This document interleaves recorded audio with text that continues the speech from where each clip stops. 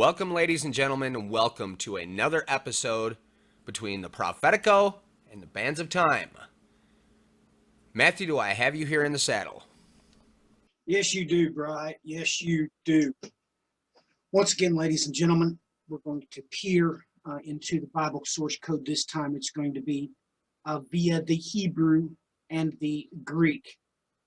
Just take note that the majority of what we're going to be covering, particularly tonight, is going to be in the Greco Bible source code, which, let me remind everybody again, is the Septuagint Old Testament coupled with the Edito Regia, the Stephanus 1550 Royal Edition, without any altercations.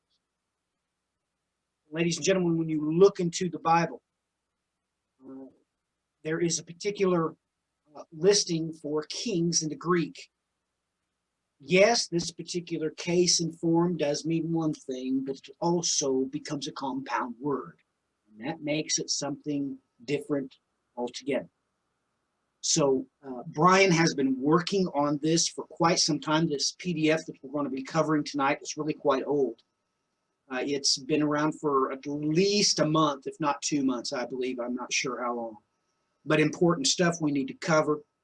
We've got current events coming into the mix concerning one of these places. So it's pretty important that we jump right on this and do it. Brian, back to you, and let's jump right in the saddle. All right, well, we're going to jump over here quickly and cover this news story real fast before we touch on anything. And as Matthew stated, this actually was set aside. It was put on the back burner. We didn't get to it, but something happened this week. A couple of things that seemed to me that it was a loud warning that this needed to be covered immediately. So let me jump over here to the news story that caught my attention and caught Matthew's attention and made us decide that this needed to be done. Earlier this week, you see here the exact date on this. This was September 9th of this week. Meteorite allegedly flew and exploded over Cyprus on Friday before dawn, local media reported. Now, it's not only the fact that this was Cyprus, but it was due to the fact of where this took place. It wouldn't have weighed any more than a few kilos, Ioannis Fakas, the honorary chairman of the Cyprus Astronomical Society, told the Cyprus Broadcasting Corporation when it crossed Cyprus, it exploded. According to the specialist, it had a 45-degree tilt and a bang could be heard as the meteorite passed over Cyprus. Meteorite fragments could have fallen into the sea to the north of Cyprus, Fakas added. The event was recorded on a video by security cameras in Paphos. Everybody remember Paphos because that's why this is going to become real important real quickly. The meteor could be seen in the reflection of a car. And this basically article goes on to detail what happened here. And this will be included once again in the show notes.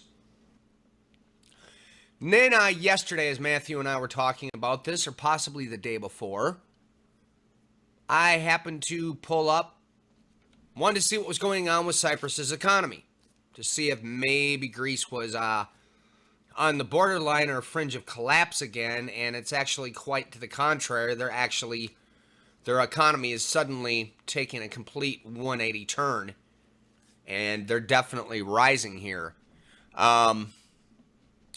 So the story right here, Turkey scraps winter clock change, Cyprus to sea time split. Turkey will not turn its clocks back from this winter, staying on a summertime all year round in a bid to better utilize daylight, according to a decree published in the official Gazette on Thursday. The decision will also apply on the Ankara-backed breakaway Turkish Republic of Northern Cyprus, meaning the divided Mediterranean island will have 2 different time zones in the winter months. Now, some of you out there may be asking, well, how could this be sort of important? And I'm going to kind of tie this back around to an older video that probably a majority of you have not seen that we did back in 2012. This is from a PDF and from some pieces I had released then called Time Wave 2012. And we had the exact same thing happen in Israel, albeit it was to a bit of a different extent where they sort of changed the course of how time was going to work. They added so many days onto winter. Here with Turkey and Cyprus, all of a sudden you got somebody playing with the winter clock again. And I don't see this as being a coincidence, because the last time it happened, it was excruciatingly important that people understood whom was the only person that could give such an order. And quite literally, between one, the great big shot being fired off the bow to pull our attention back to this place, back to Cyprus and back to Paphos, and then all of a sudden this twofold secondary piece of the equation coming in. Oh boy. Folks, you better hang on tight, because where this is going, this is major. Absolutely, Ryan. This is certainly major when you realize the ramifications, where this study is going to go, how it takes you to Paphos, and what may very well be what Brian and I had never considered before, what this very well may be a meeting place for. It's off the charts. It takes us into a legend, mythos. So lots of things to cover here tonight, but let's get straight to the Bible source code. But just take note that what Brian said about that the verbiage used in that article was that this was done by decree. So putting out there for the whole world to see just exactly how Turkey is administering all their lands or their kingdom. So, ladies and gentlemen, when we take a look into the scripture to see just exactly what we can see, it is important to note what is going on here. When we look into the Bible source code, I'm going to show you something that you probably weren't expecting. When we take an infamous look at the scripture concerning the devil roaring around like a lion, when you're able to peer into the Bible source code, you're able to readily see that lion here in this particular case, which is the nominative singular masculine case. It is Leon. Now, what makes this so important, of course, is when you switch over to the infamous text concerning the 10 kings in the book of Revelation. You will take note just exactly what is going on here throughout these. You will take note the kings, the particular kings mentioned here. Ladies and gentlemen, come and see. Yes, this is the word for kings, or basileia, in its genitive plural masculine form. But in this case, this creates a compound word, basileia, lion, or to be more to the point, ladies and gentlemen, the lion kings. That's what it does. That's what it sets up as a compound word in the Greek. But like I said, you have got to be looking at the source code to see it. You cannot see it in the English, because God only does this when he's wanting you to see something quite particular. So that's why, of course, this word can be spelled in up to 7 different ways, all depending on what case it is, the tense it is, if it's plural, if it's singular. It's off the charts when we take a look at this data of information, ladies and gentlemen, because, well, This exact form of this word is in the Old Testament Bible Source Code 76 times. It is in the New Testament Bible Source Code 11. So when we look at that, Brian began his studies right there. He wanted to know where else this could be found outside of the text of the source code.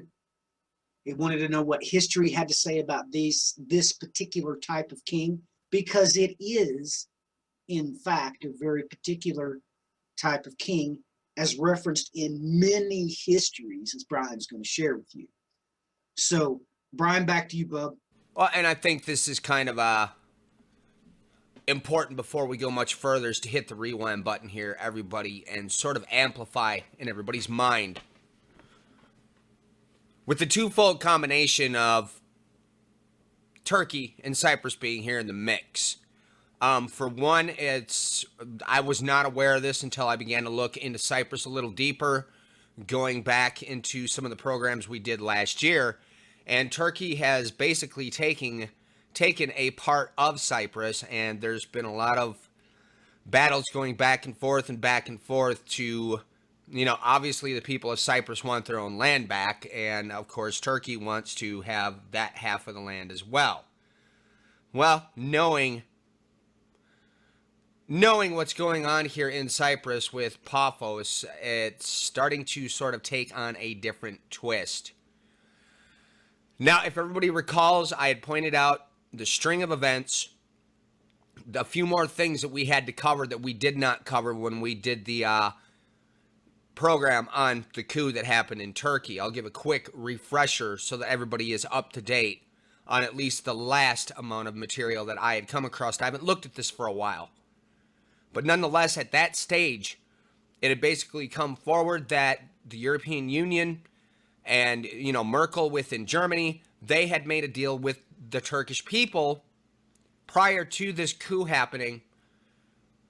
And once the coup happened, they had obviously known as well that any form of EU membership, it was off the table.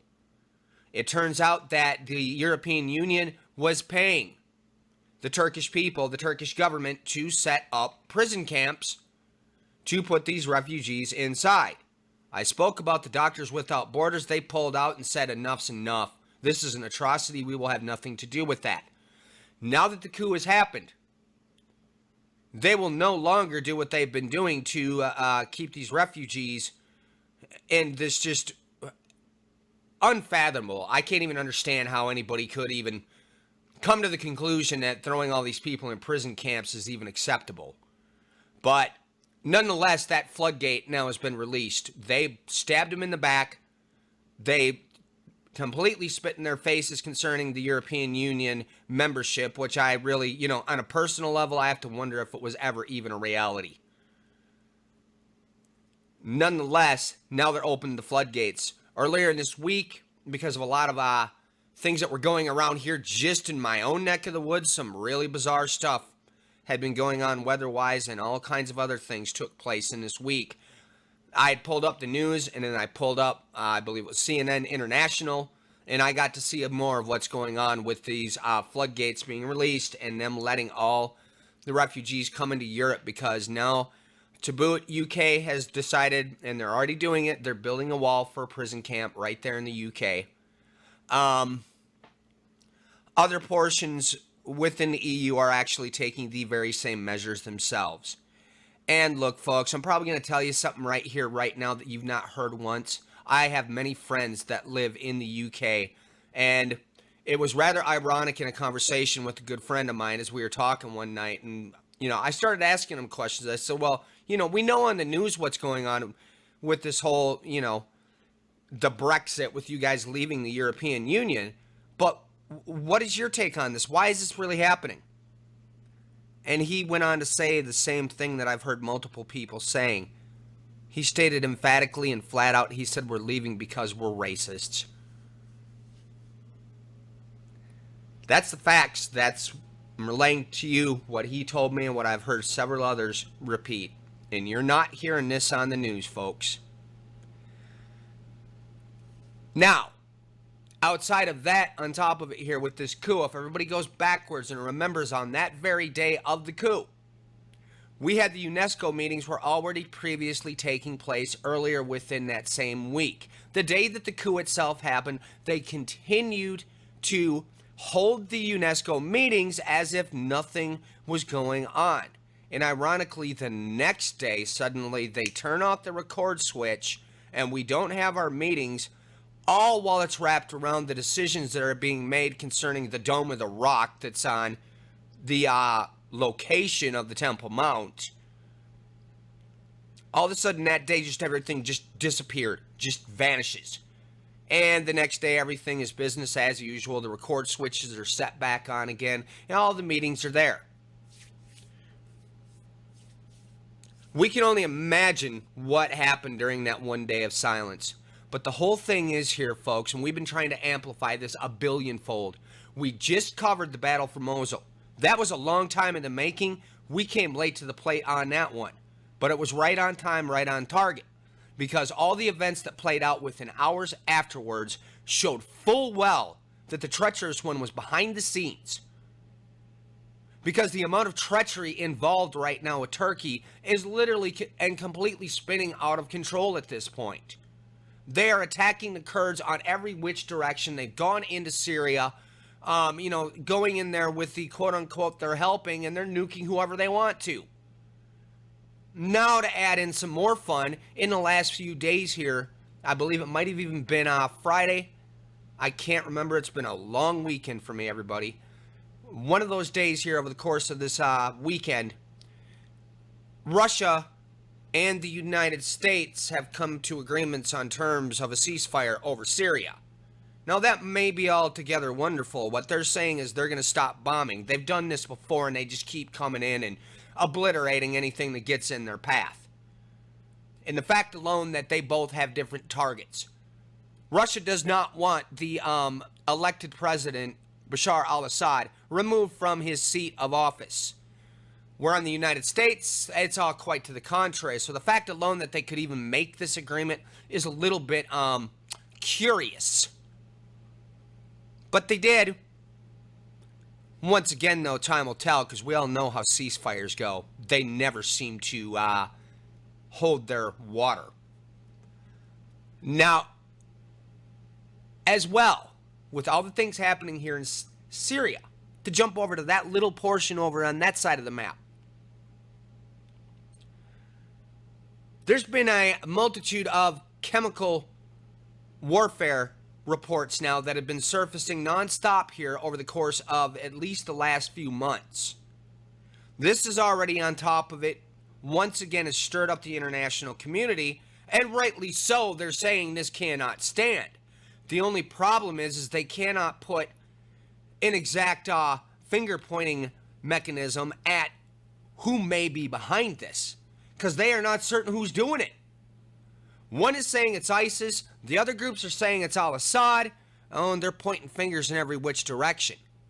So once again, we've got that same pot stirred up that happened the very last time when the warships were scrambled to Cyprus, aka Kittim. That's in the book of Daniel, it's in the book of Numbers. That is Cyprus, and those warships were scrambled there that moment. As many years back as that happened, we told everybody at that very second, we know what's going to happen next, and you better watch for his forces to arise. ISIS was those forces, and they did just that. Now we have a complete and absolute, this time, moving forward just a few steps, we've got the exact mirror playing out in broad daylight, but this time, Cyprus has been amplified in a whole bigger light. Because what is there on that island of Paphos? We have this window of time where suddenly the meetings vanish. Folks, who do you think the deep state truthfully is that they talk about? And they brought in the Gulenist movement, and he was just another extension. You're being emphatically shown that somebody's behind the scenes running the show. And that's what Psalms 83 tells you as well concerning the Assyrian. When you see this these sorts of actions taking place only in one spot, folks, you better start, like I said, you better gird up your loins, because this is moving forward in an unprecedented rate. So it's I'd rather have Matthew touch on some of the things I said there first before I dive into the historical text. Absolutely, Brian. Absolutely. Let's just take a look, see what CNN has to say about this. Okay, ladies and gentlemen, look at this. Take note, Turkey, ISIS, Syrian government, yet they're attacking them. Literally, this has turned into deep chaos. Literally, everyone is attacking everyone else. It is chaos. It's chaos. It's amazing what is taking place here. It's absolutely off the charts. And if you can't see what exactly is going on, try to understand this right here. But this can only be leading one place. It can only be leading to the tribulation tree. Ladies and gentlemen, those UNESCO meetings being stopped, there was probably another meeting soon hereafter this. Now, I want everybody to realize this as well, that when you go to the Bible source code, the first time that Basileon is in the Bible is in direct conjunction with something else. You will take note that this is, of course, in direct conjunction with Melchizedek blessing Abram. You will take note that it is Melchizedek, ladies and gentlemen, that is so very important to everything when you're able to look into the Bible source code. We will go to Hebrews chapter 7 and verse 1. Here, the same instance is mentioned again. Only here you find out that Melchizedek was a father and mother. There is no mention, no account of descent, nor the beginning of his days, nor the end of his life, but likened to the Son of God, he addeth priest continually. So, ladies and gentlemen, this is directly tied to that. We should have always been able to see that this Basileon, in relationship to it being a compound word of king and lion, it had something very, very directly tied with that tribulation trigger. Knowing that, it's off the charts important for us to look into this devouring lion, so to speak. It's important for us to look at the histories, realize what's going on. Ladies and gentlemen,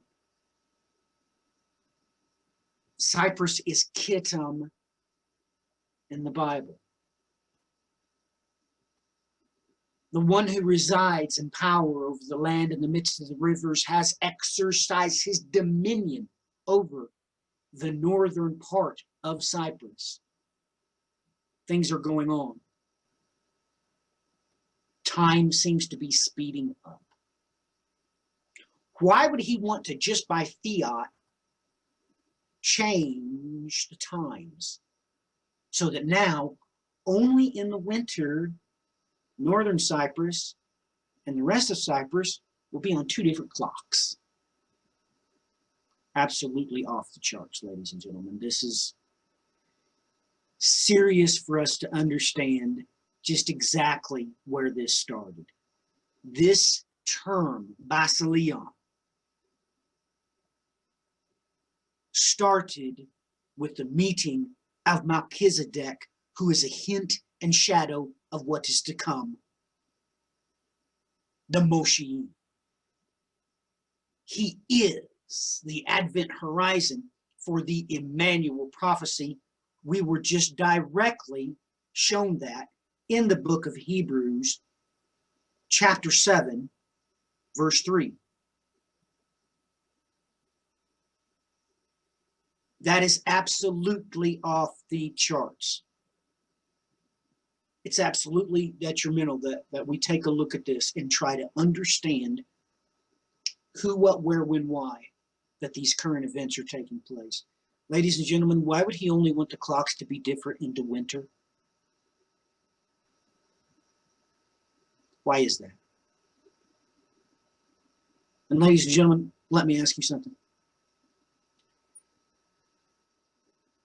You do realize generally when animals get, well, as the Greco Bible source code puts it, as being ravenous. Ladies and gentlemen, they only do that when they're storing up food for the winter. Brian, back to you. Let's stroll over here now and take a look at some of the historical connotations here. Now, in the portion of the piece that I will be putting up with the notes, because this actually began as a different project, but that project is sort of, the other half of that project is kind of irrelevant concerning this topic at hand.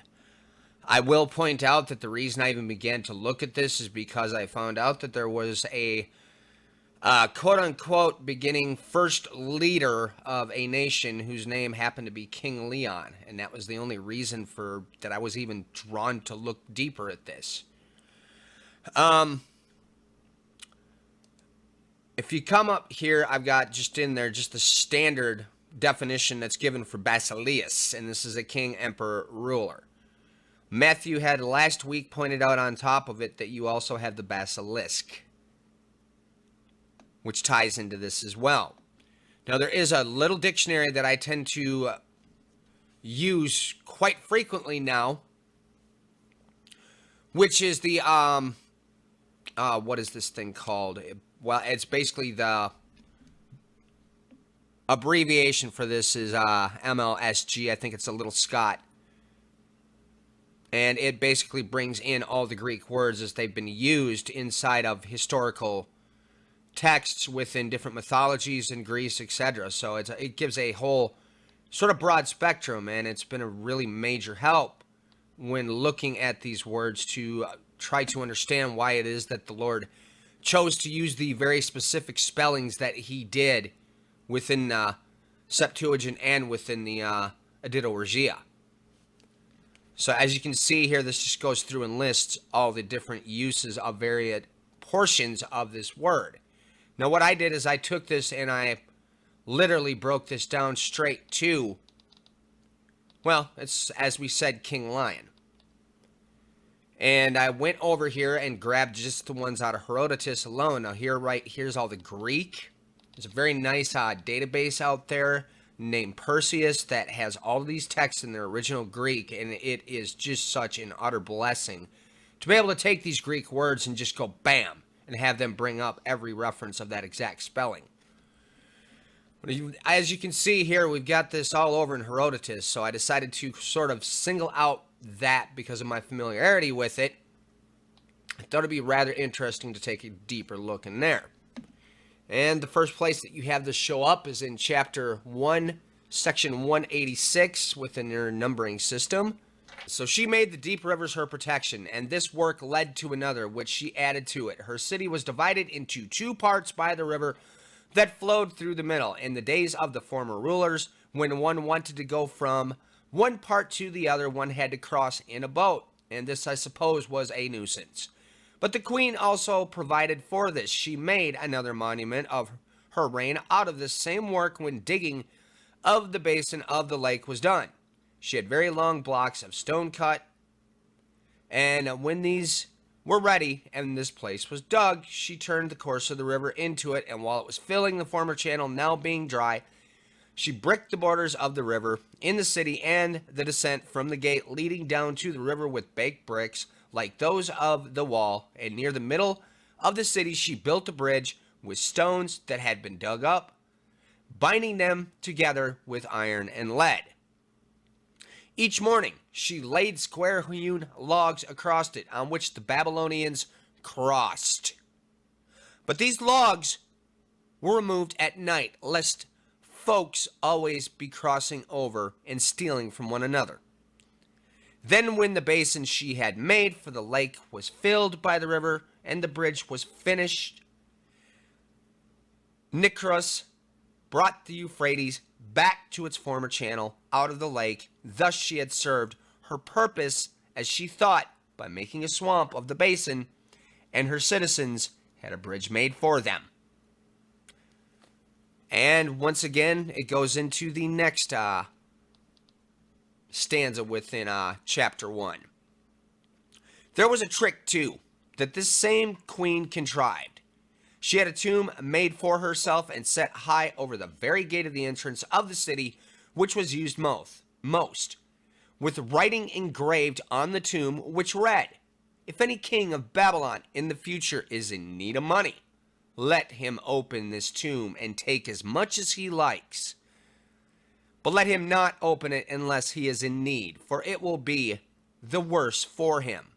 This tomb remained untouched until the kingship fell to Darius. He thought it a very strange thing that he should never use this gate or take the money when it lay there, and the writing itself invited him to. The reason he did not use the gate was that the dead body would be over his head as he passed through.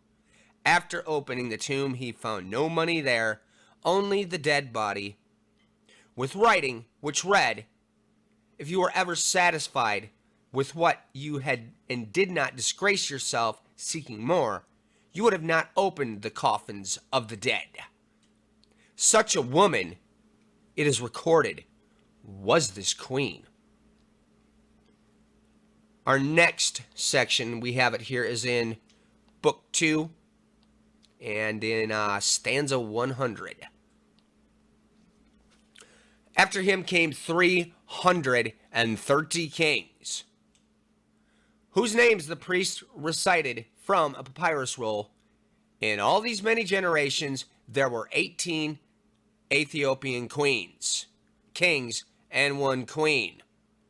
Native to the country, the rest were all Egyptian men. The name of the queen was the same as that of the Babylonian princess. We just talked about her, everybody, in that last set. Nitocris. She to avenge her brother. He was a king of Egypt and was slain by his subjects, who then gave Nitocris the sovereignty. Put many of the Egyptians to death by treachery. She built a spacious underground chamber, then with the pretense of inaugurating it, but with quite another intent in her mind. She gave a great feast, inviting to it those Egyptians whom she knew to have had the most complicity in her brother's murder. And while they feasted, she let the river in upon them by a vast secret channel. This was all that the priest told of her, except that when she had done this she cast herself into a chamber full of hot ashes to escape vengeance. Once again in the next stanza. But of the other kings, there related no achievement or act of great note except Morris. The last of them, this Morris was remembered as having built the northern forecourt of the temple of Hephaestus, and dug a lake of a great circumference, as I shall later indicate, and built pyramids there also, the size of which I will mention when I speak of the lake. All this was Morris's work, they said. Of none of the rest had they anything to record. Once again in 121, this king told me, had great wealth in silver, so great that none of the succeeding kings could surpass or come near it. To store his treasure safely, he had a stone chamber built, one of its walls abutting on the outer side of his palace. But the builder of it shrewdly provided that one stone be so placed as to be easily removed by 2 men or even by 1. So when the chamber was finished, the king stored his treasure in it. And as time went on, the builder, drawing near the end of his life, summoned his sons. He had 2, and told them how he had provided for them, that they have an ample livelihood by the art with which he had built the king's treasure house, explaining clearly to them how to remove the stone. He gave coordinates of it, and told them if they kept these in mind, they would be custodians of the king's riches. So when he was dead, his sons got to work at once. Coming to the palace by night, they readily found and managed the stone in the building and took away much of the treasure. This once again pops up in stanza 129 of chapter 2. And somehow I managed to go too far. All right. The next king of Egypt, they said, Cap, son of Marcinius, disliking his father's doings, he opened the temple and let the people, ground down to the depth of misery, go to their own business and their sacrifices. He was the most just judge among all the kings. This is why he is praised above all the rulers of Egypt. For not only were his judgments just, but Mycernius would give any who were not satisfied with the judgment a present out of his own estate to compensate him for his loss. Though mild together his people in conducting himself as he did, yet he suffered calamities, the first of which was the death of his daughter, the only child of his household. Deeply grieved over this misfortune, he wanted to give her a burial somewhat more sumptuous than ordinary. He therefore made a hollow cow's image of gilded wood and placed the body of his dead daughter therein. Once again, chapter 2, stanza 134. This king too left a pyramid, but far smaller than his father's, each side 20 feet short of 300 feet long, square at the base and as much as half of its weight of Ethiopian stone. Some Greeks say that it was built by Rhodopis, the courtesan, but they are wrong. Indeed, it is clear to me that they say this without even knowing who Rhodopis was. Otherwise, they would never have credited her with the building of a pyramid on which I may call an unaccountable sum of money was spent, or that Rhodopis flourished in the reign of Amasis, not of Mycernius. For very many later years than these kings who left the pyramids came Rhodopis, who was Thracian by birth and a slave of a landman son of Hephaestus the Samian, and a fellow slave of Aesop the story writer.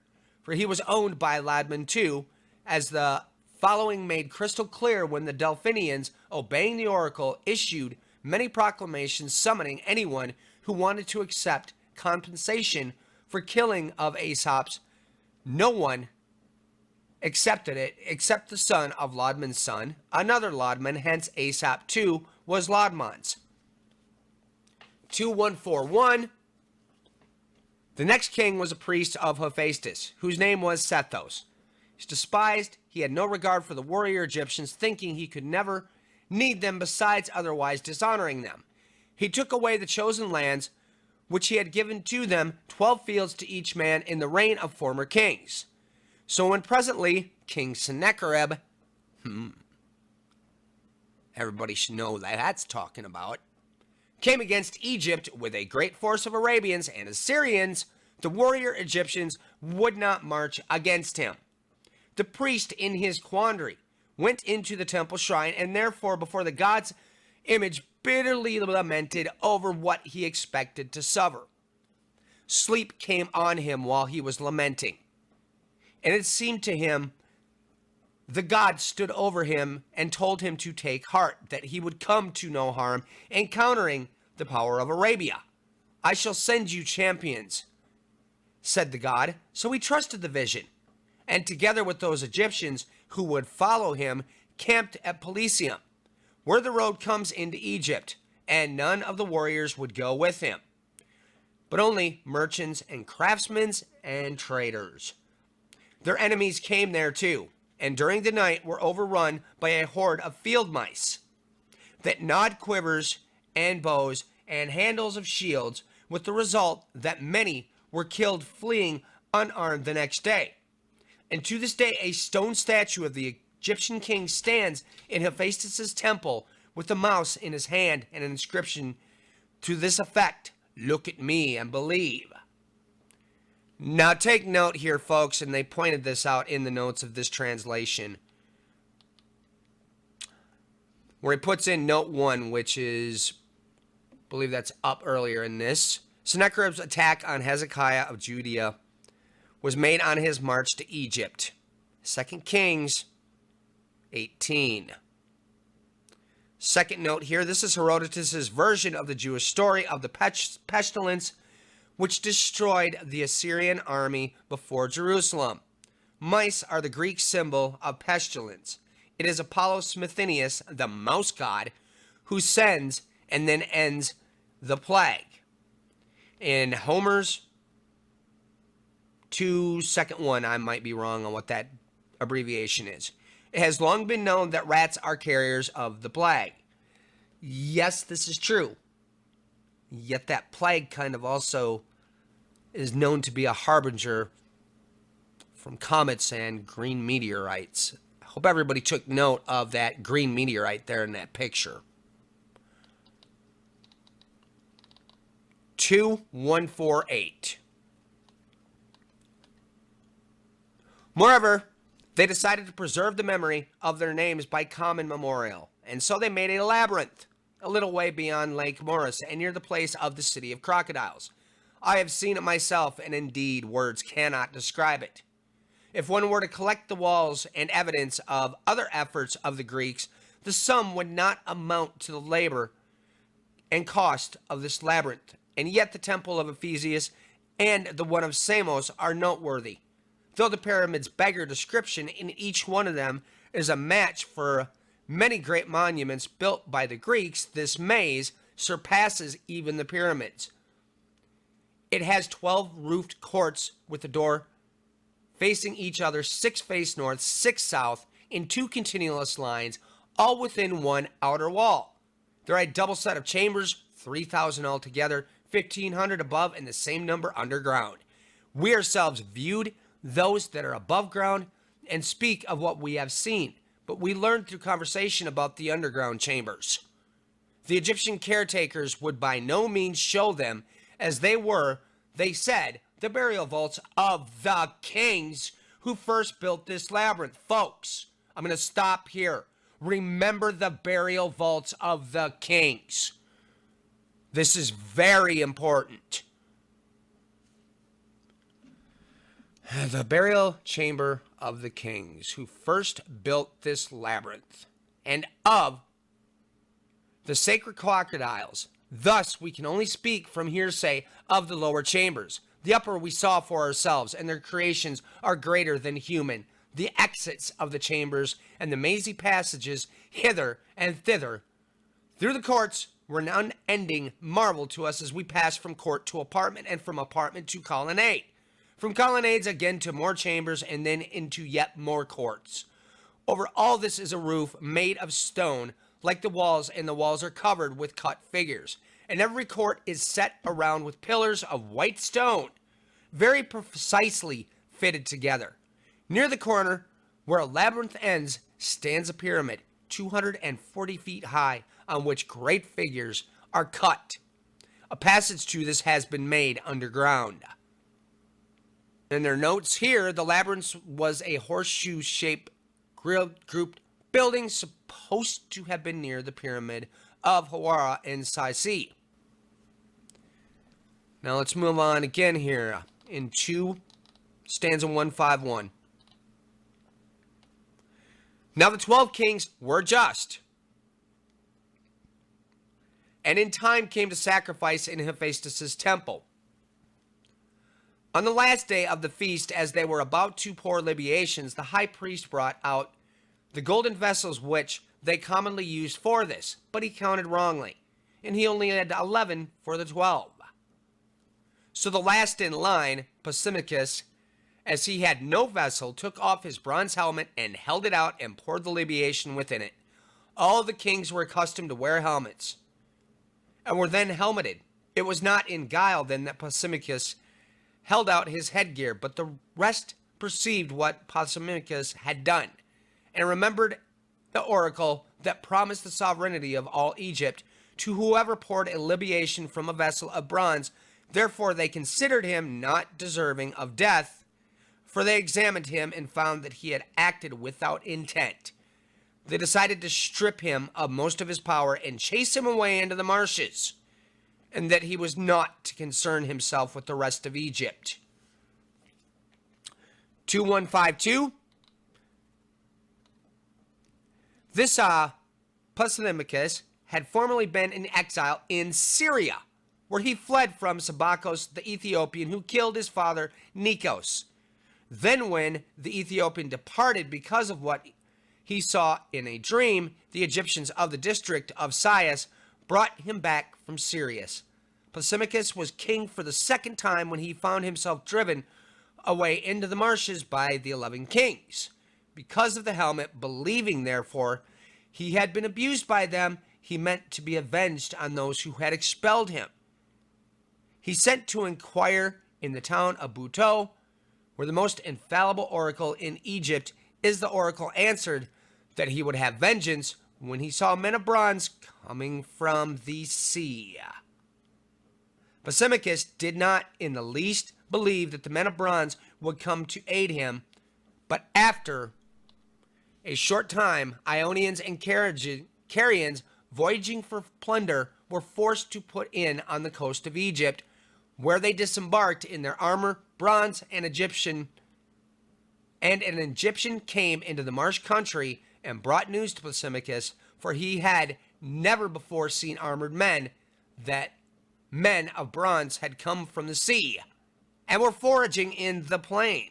Pasimachus saw in the fulfillment of the oracle, he made friends with the Ionians and the Carians and promised them great rewards if they would join him, and having won them over, deposed the 11 kings with these allies and those Egyptians who volunteered. Now, everybody remember in the last program at the end here, I explained how things get very tricksy when we're dealing with Herodotus and what he's referring to as far as Ethiopia and Ethiopians.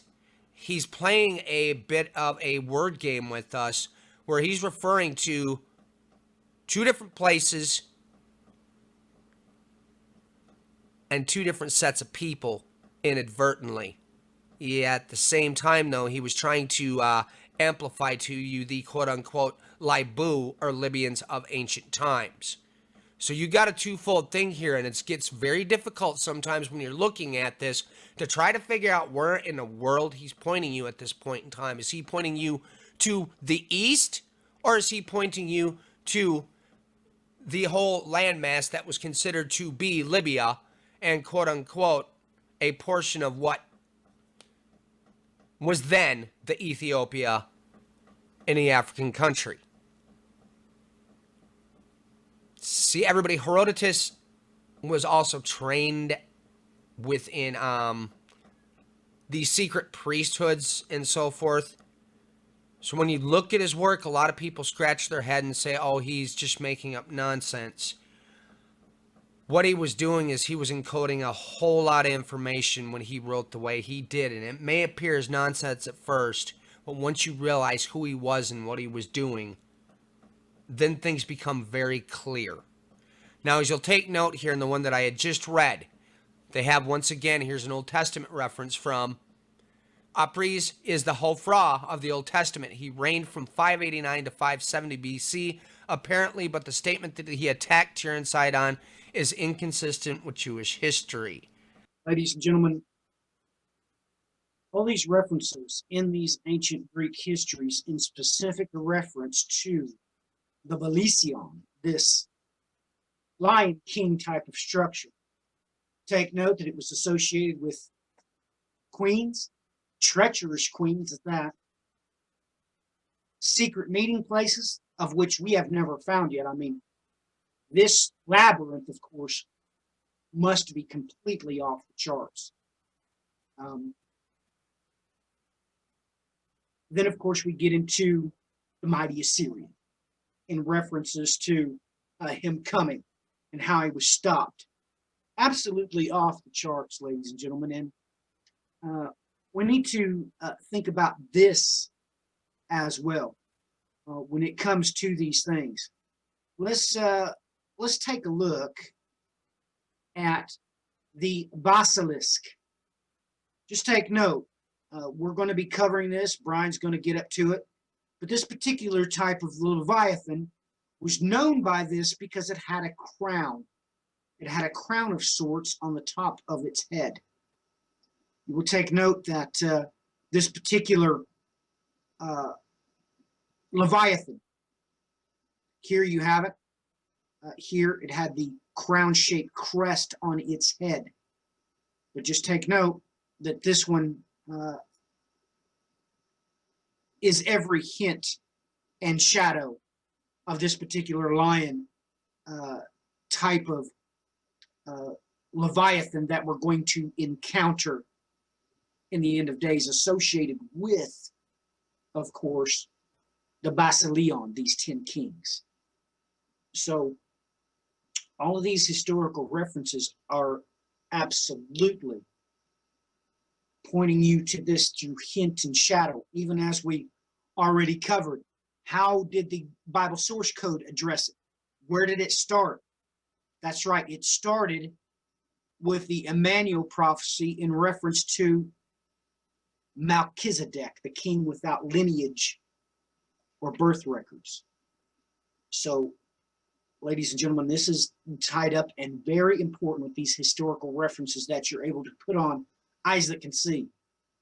You listen to what Herodotus wrote, all the other Greek historical references, and God is literally at every turn point pointing you somewhere. With every reference, he's pointing you to a frame of mind you should have whenever you think about these 10 kings, whenever you think about this Leviathan that is called the basilisk. So keep a sharp eye out for this Basileon, these 10 kings, these lion kings, so to speak. It's absolutely amazing that people don't talk about this.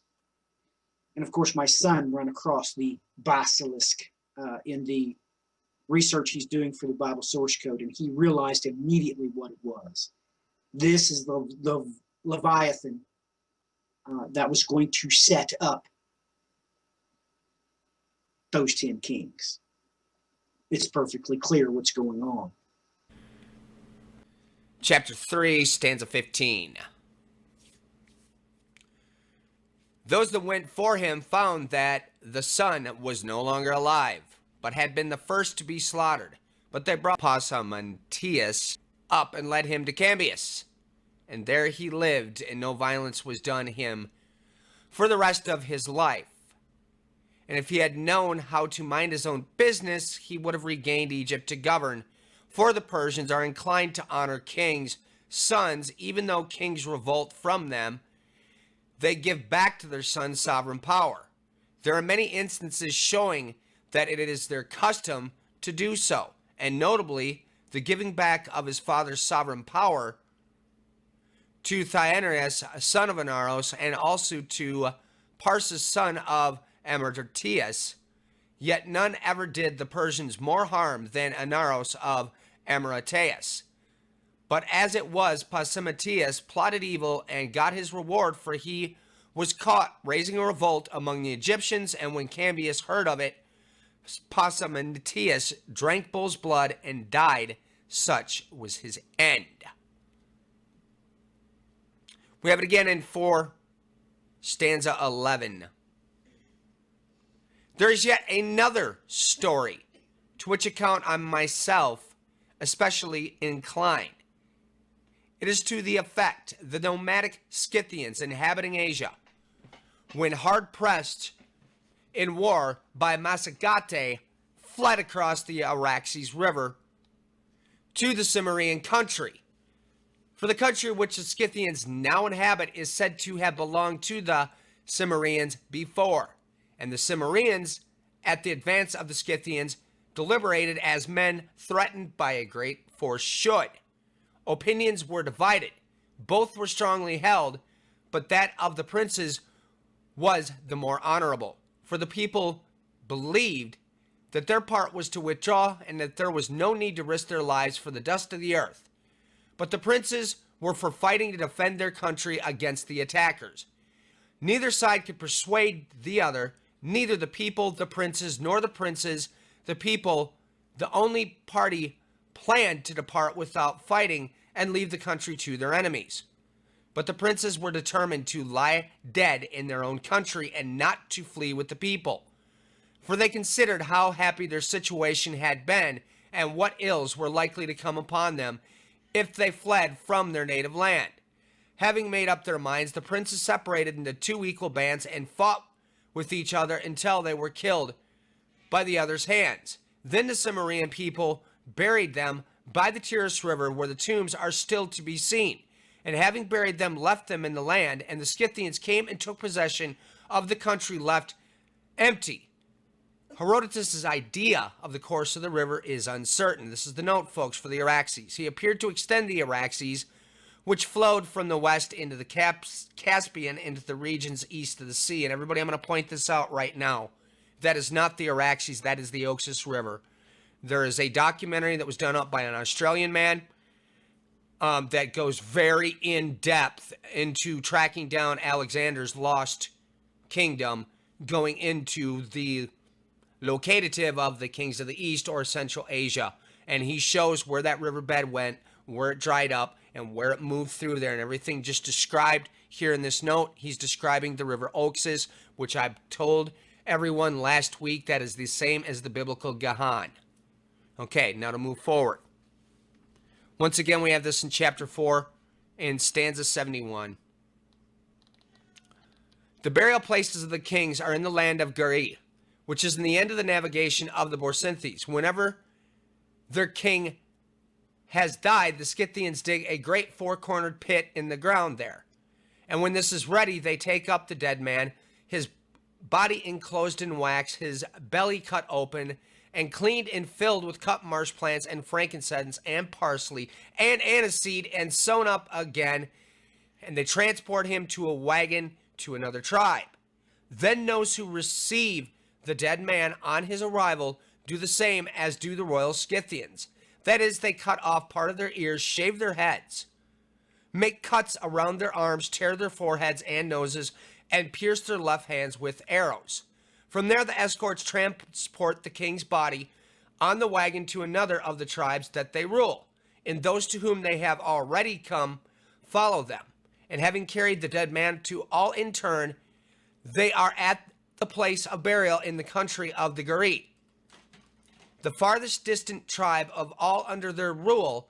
Then, having laid the body on a couch in the tomb, they plant spears on each side of the body and lay wooden planks across them, which then the roof over the braided osiers. In the open space which is left in the tomb, they bury one of the king's concubines, his cupbearer, his cook, his groom, his squire, and his messenger, after strangling them, besides horses and first fruits of everything else, and golden cups, for the Scythians do not use silver or bronze.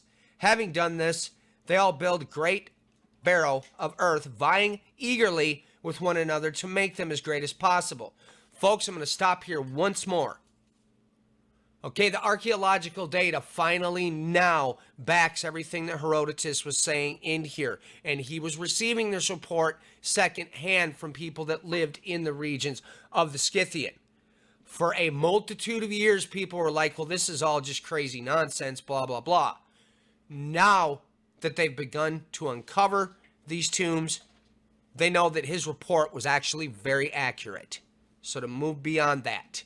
Now we come back into chapter 6, stanza 57. Such are their rights in war. In peace, the powers given them are as follow. At all public sacrifice, the kings first sit down to the banquet and are first served, each of them receiving a portion double of what is given to the rest of the company. They make the first battalion and hides of the sacrificed beasts are theirs.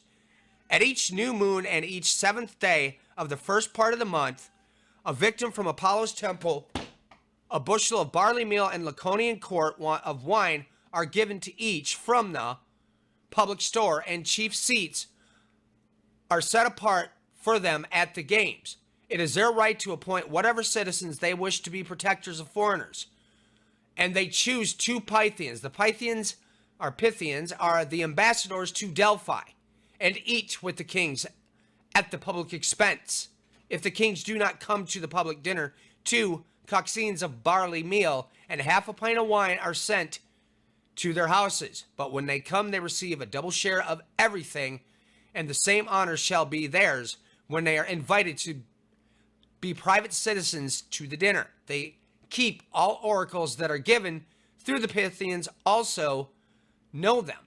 The kings alone judge cases concerning the rightful possessors of unwedded heiress if her father has not betrothed her, and cases concerning public roads. If a man desires to adopt a son, it is done in the presence of the kings. They sit with the 28 elders in council. If they do not come, the elders most closely related to them hold the king's privilege, giving 2 votes over and above the third, which is their own. And to point out these notes here again real fast, the content of Laconian is uncertain for the date, see How and Wells, etc. Usually the Greek word there is a citizen who out of friendship for a particular state undertakes the protection of its nationals in his city. For example, Miltiades at Athens, but he is apparently an official appointed to watch over the interest of all foreign residents. Herodotus, through the expression is obscure, probably means not that each king had 2 votes, but the 2 votes were given for the 2 absent kings, and that the vote of the relatives who acted as proxy for both was the third. Chapter 6, stanza 58. The kings are granted these rights from the Spartan commonwealth while they live. When they die, their rights are as follows. Horsemen proclaimed their death in all parts of Laconia, and in the city, women go about beating on cauldrons. When this happens, 2 free persons from each house, a man and a woman, are required to wear mourning or incur heavy penalties if they fail to do so. The Lacedaemonians have their same customs at their deaths of their kings as foreigners in Asia. Most foreigners use the same custom at their kings' deaths. When a king of the Lacedaemonians dies, a fixed number of their subject neighbors must come to the funeral from all Lacedaemon. Besides the Spartans, when these and the Helots and the Spartans themselves have assembled in one place to the number of many thousands, together with the women, they zealously beat their foreheads and make long and loud lamentation, calling that the king that is most recently dead the best of all their kings. Whenever a king dies in war, they make an image of him and carry it out on a well-spread bier for 10 days after the burial. There are no assemblies or elections, and they mourn during these days. 6, stanza 63. In this way, Aniston married his 3rd wife after divorcing the 2nd one, but his new wife gave birth to Demetrius too soon. Before 10 lunar months had passed, when one of his servants announced to him, as he sat at council with the ephors, that he had a son. Ariston, knowing the time of the marriage, counted up the months on his fingers and swore an oath, "It is not mine." The ephors heard that this, but did not make anything of it. When the boy grew up, Ariston, regretting having said that, for he firmly believed Demetrius to be his own son, he named him Demetrius because before his birth all of the Spartan populace had prayed at Artison, the man most highly esteemed out of all the kings of Sparta might have a son. Thus he was named Demartus, which means answer to the people's prayer. We just had a birth cycle amplified there, everybody. Just wanted to point that out quickly. Moving forward into 6, stanza 70. Thus his mother spoke. After learning that he desired, Demetrius took provisions and traveled to Elis, pretending that he was going to Delphi to inquire of the oracle. But the Lacedaemonians suspected that he planned to escape and went in pursuit. Demetrius somehow went across Iconius from Elis. Before them, Lacedaemonians crossed over him and laid hands on him, carrying off his servants. But the Zacanthians refused to give him up, and later he crossed from there to Asia and went to King Darius, who received him in grand style and gave him lands and cities. So Demaratus reached Asia through such chances.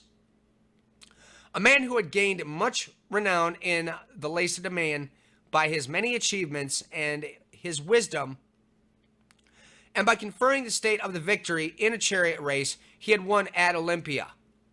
He was the only king of Sparta who did this. 673. This happened afterwards when Cleomenes, dealing with Demetrius, came off successfully. He immediately took Lethucidius with him and went to punish the Agnesians, with whom he was terribly angry because of their insulting behavior. When the Agnesians saw both kings and had come after them, they now deemed it best to offer no further resistance. The kings chose 10 men of Agnea, who were most honored for wealth and lineage. Among them, Cyrus, son of Paucritius, and Casambus, the son of Aristocrates, the two most powerful men in Aegina. They carried them to Attica and gave them into the keeping of the Athenians, the bitterest foes of the Agnetians. I find it very hard to not stop and point out the parallel to the Agagites. Kind of just stands out like a sore thumb here to me right now. I need to look at that a little deeper. And we move into the last one here in chapter 8, stanza 131. As for the Greeks, the coming of spring and Mardonius being in Thessaly moved them to action. They had yet not begun the mustering of their army, but their fleet, 110 ships, came to Agnina. The general and admiral was Lethidius, son of Menares, who traced his lineage from son to father through Hegesalius and Hippocrates. Lethidius, Anacleus, Archimedes, Anaxidarius, Theum, I'm not going to read all these names, let's just be blunt, who was a son of Hercules. He was the second royal house. All the aforesaid had been kings of Sparta, save the 7 named first after Lithocleides, the general of the Athenians, was Xanaxanthius, son of Ariphron. And I have right here, this was taken from the English translation of Herodotus by A.D. Godley from Cambridge Harvard University Press, 1920. So that covers all of this. Very good, Brian. Very good. You brought up something very poignant, of course, there in the 6th chapter. And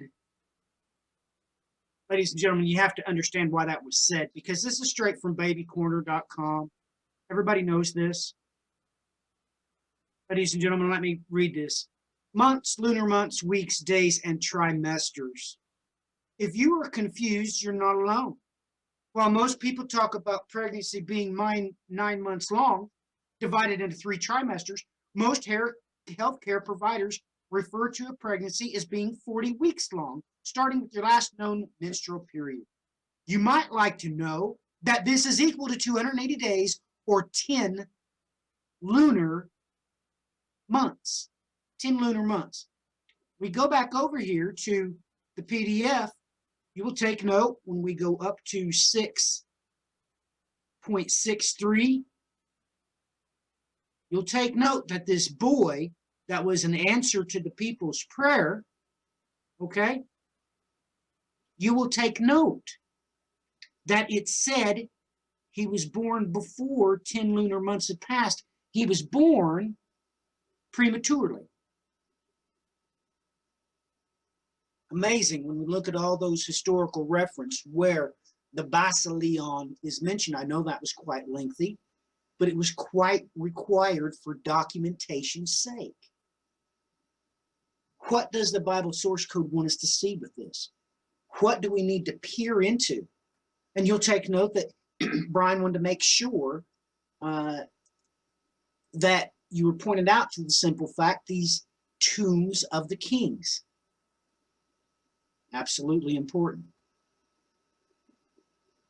Especially when it pertains to Paphos.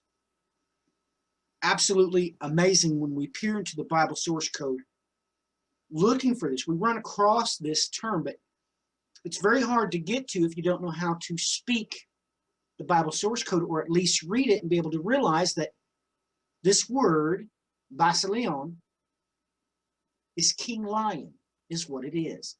And all the historical references to that particular type of king.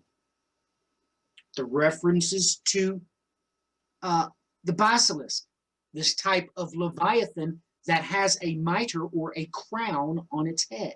Absolutely off the charts. That's an exact description.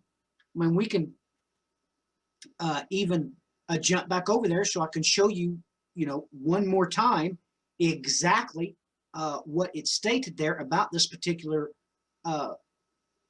Leviathan in the historical text. You will take note that it is called this because of this mitre or crown-shaped crest that it has. This is completely off the charts, ladies and gentlemen, when you look into the Bible source code, when you go to the book of Revelation, and everything that is stated there about these kings. It is absolutely off the charts when you go there and look and see where it's going. And it's imperative that you know what the Bible source code is. We're talking about all the references is going to be in the Septuagint and the Didoregia. This completes in its context the entire Bible source code. That's where we're getting everything. Just take note.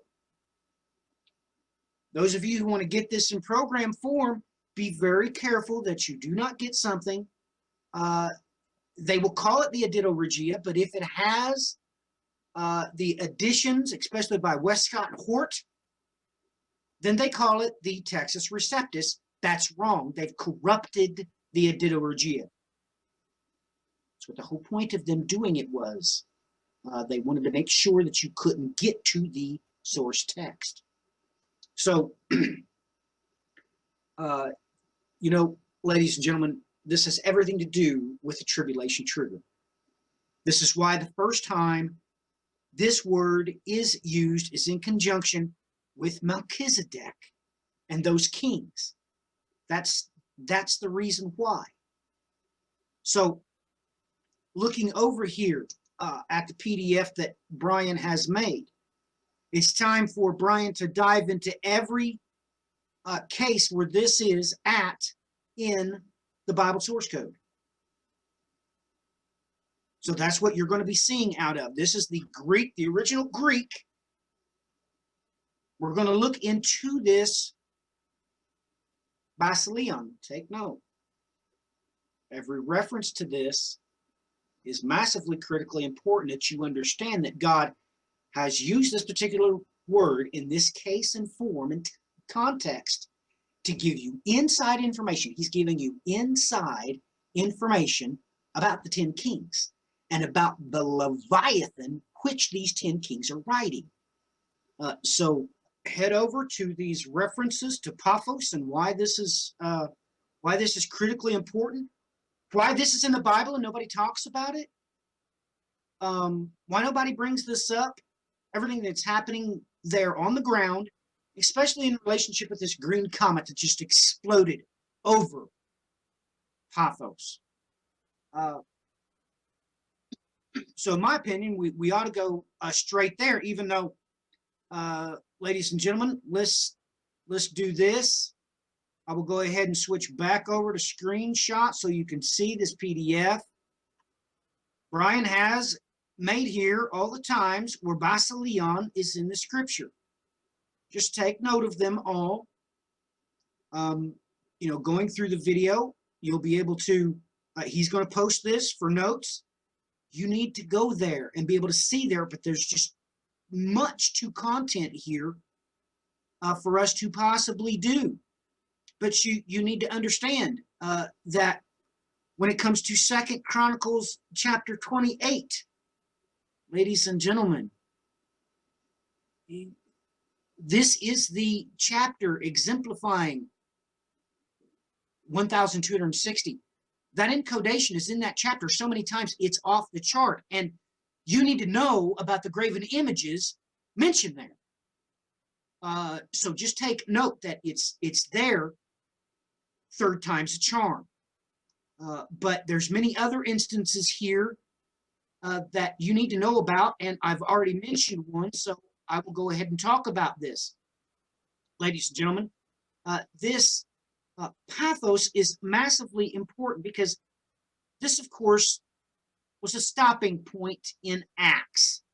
And I suggest that you look that over, where it's coming at. Brian, let's go ahead and head over to this pathos, and let's drag this into the light, shall we? And as everybody took note of, I kind of put some of the PDF in here. This will be up in the show notes again. As a matter of fact, I was not going to actually drop in the whole thing, but taking a second look over what's going on here with Herodotus, I can definitely ascertain that where I started with Leon of Sparta and Sparta itself actually is the second part of this equation. It's just I have not had enough time to look into that second part, therefore it is not being covered in this program. But as Matthew brought up, I've got right here in the PDF, starting at this spot, this brings in all of the verses that are used for that word basileon. And there's a total of, I believe, 76 in the Old Testament in the Septuagint, and I think there's 11 in the New Testament. So all this list is here. Underneath, you'll have the Greek as well, so you can actually look at the Greek for those of you that like to. Now, as Matthew had pointed out, we got this all over the place on top of it in Revelations.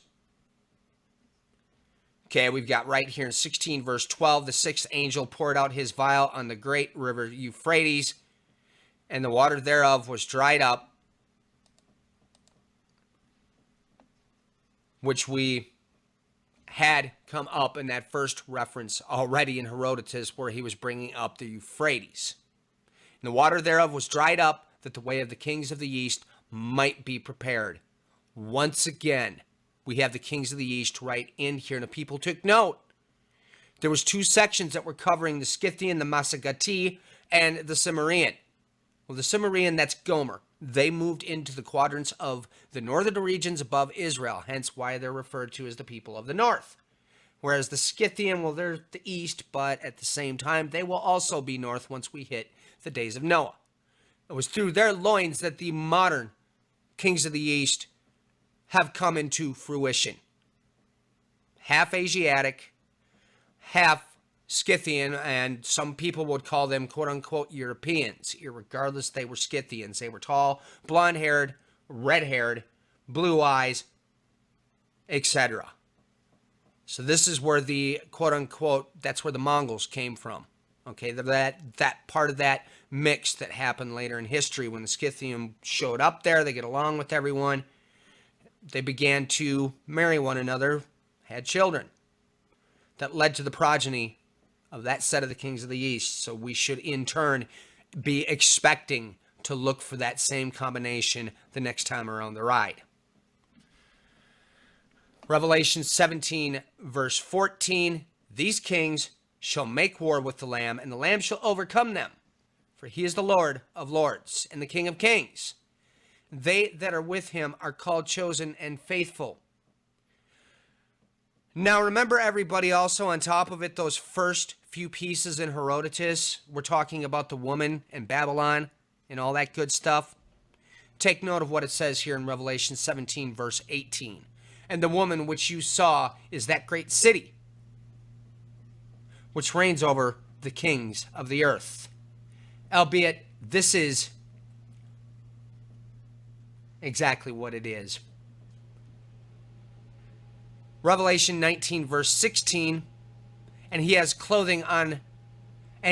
on his clothing and on his thigh a name written, King of Kings and Lord of Lords. So we know who is going to take back the proper kingship now, do we not? Revelation 19, verse 18, that you may eat the flesh of kings and the flesh of captains and the flesh of mighty men and the flesh of horses and of them that sit on them and the flesh of all men, both free and bond, both small and great. So let us move over here to Paphos. Double check real quick to make sure we don't have anything else in there that we need to cover fast. Now, everybody, I'm going to sort of amplify this to you. I did not know this place existed. Not at all when I did this, when I started working on this PDF. When I got to the final round, I decided I had better throw this into the search engine on the internet and see what happens. And it pulled up this. And as you can see right here again, this is that exact same word, Basilion, or Basilion. This is the tomb of the kings in Paphos. As you can see here in this eventide, this is back to the UNESCO site. Once again, this is a UNESCO site. This is from the Department of Antiquities of the Republic of Cyprus. The Tomb of the Kings is the impressive necropolis that is located just outside the walls, to the north and east of Paphos town. It was built during the Hellenistic period of the 3rd century BC to satisfy the needs of the newly founded Neo-Paphos. Its name is not connected with the burial of kings, as the royal institution was abolished in 312 BC, but rather with the impressive character and burial monuments. The Tomb of the Kings was the place where the high administrative officers and distinguished Ptolemaic personalities, as well as the members of their families, were buried. The necropolis was continuously used as a burial area during the Hellenistic and Roman periods. 3rd century BC beginning to the 4th century AD, there is a sufficient evidence to support the fact that the first Christians also used the site for burials, while at the same time the site constituted an endless quarry. Squatters established themselves in some of the tombs during the medieval period and made alterations to the original architecture. Here's some pictures of this, everybody. The existence of the site was already known from the end of the 19th century by Sinasola, who severely looted the tombs in 1915 through 16. The curator of the Cyprus Museum, Markades, excavated some shaft tombs, while the honorary curator of Paphos Museum, Losias Philippou, started clearance work in a few other tombs in 1937, but it was in 1977 that the systematic excavations were undertaken by the Department of Antiquities, which brought to light 8 large tomb complexes. 8? Seriously, 8, folks?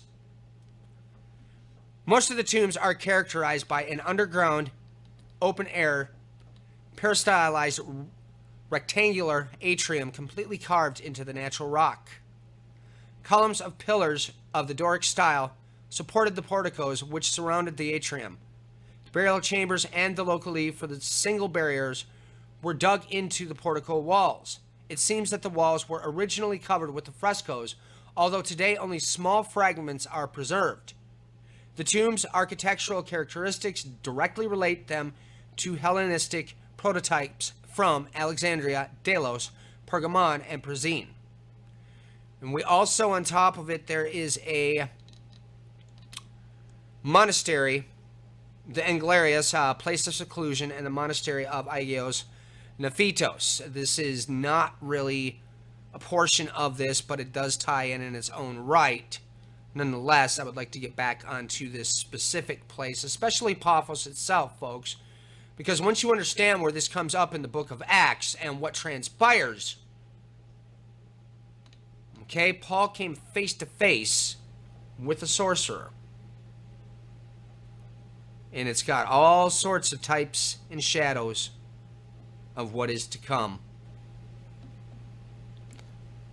tied in directly to this very place as well.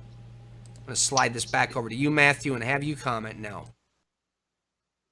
Well, ladies and gentlemen, let's get to the Bible source code. You need to understand something right now, that Paphos is in the Bible twice, but it's only in there as Papho. It's only in there as Papho because both times it is in the feminine case. Both times it is in the feminine case.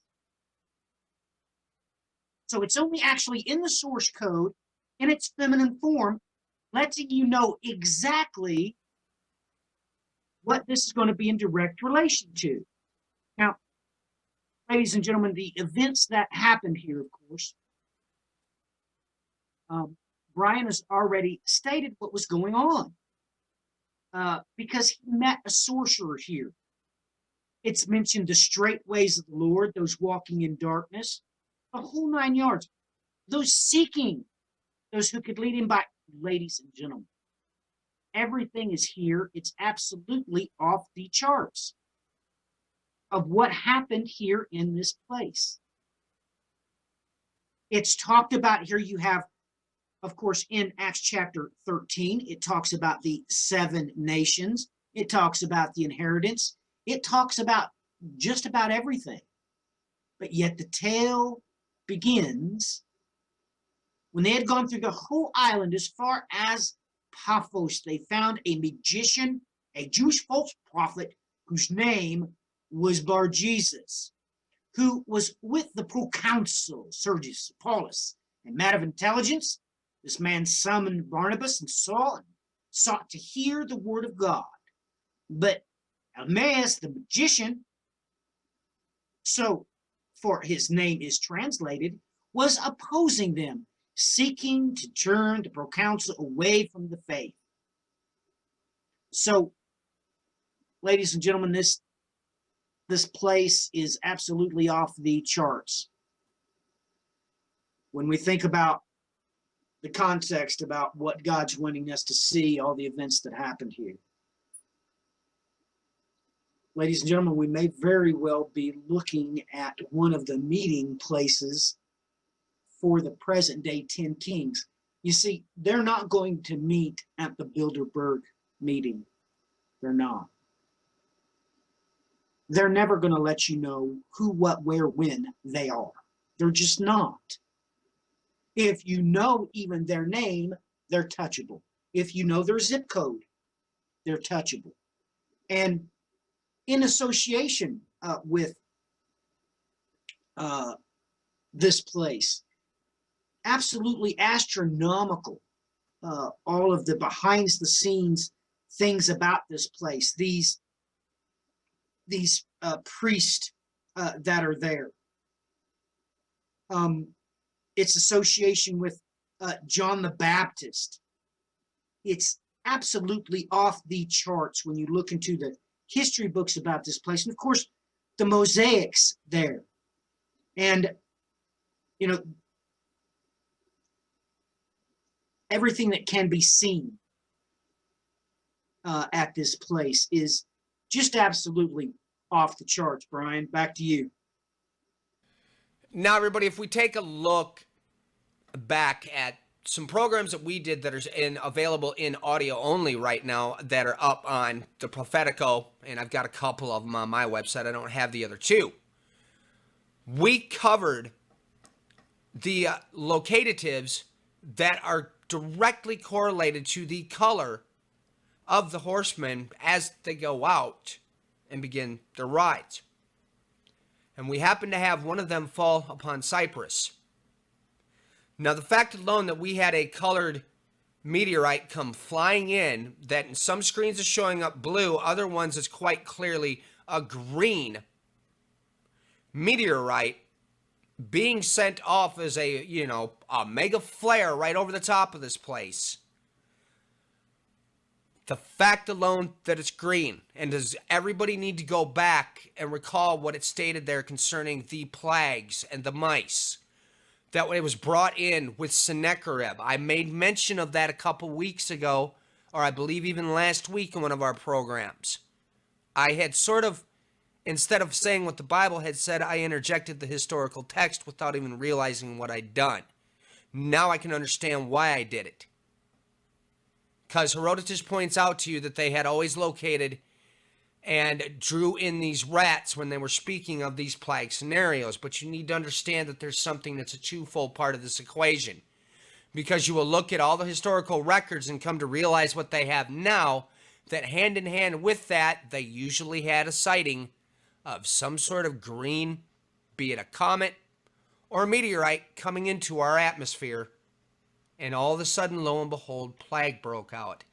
There is a plethora of scientific papers that have been released over the last 20-some odd years that have shown beyond any shadow of a doubt when these green comets, when these green asteroids come within our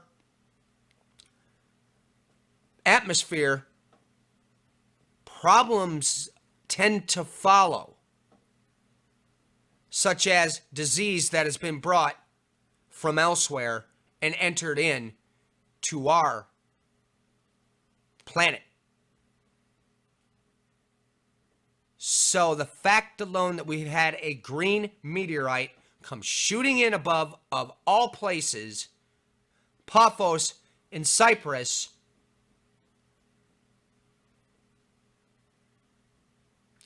where we got this Tomb of the Kings, where Matthew just went through and detailed all of where Paphos comes up in the Bible.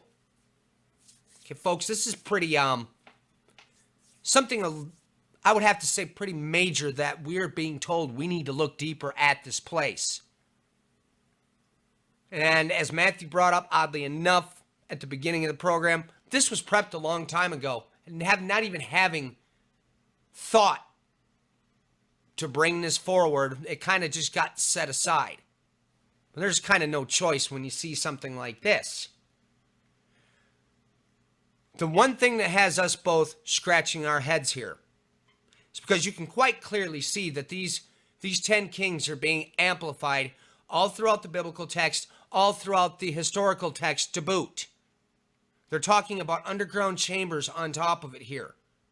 Okay, I just brought up where in Revelation we got the kings of the east.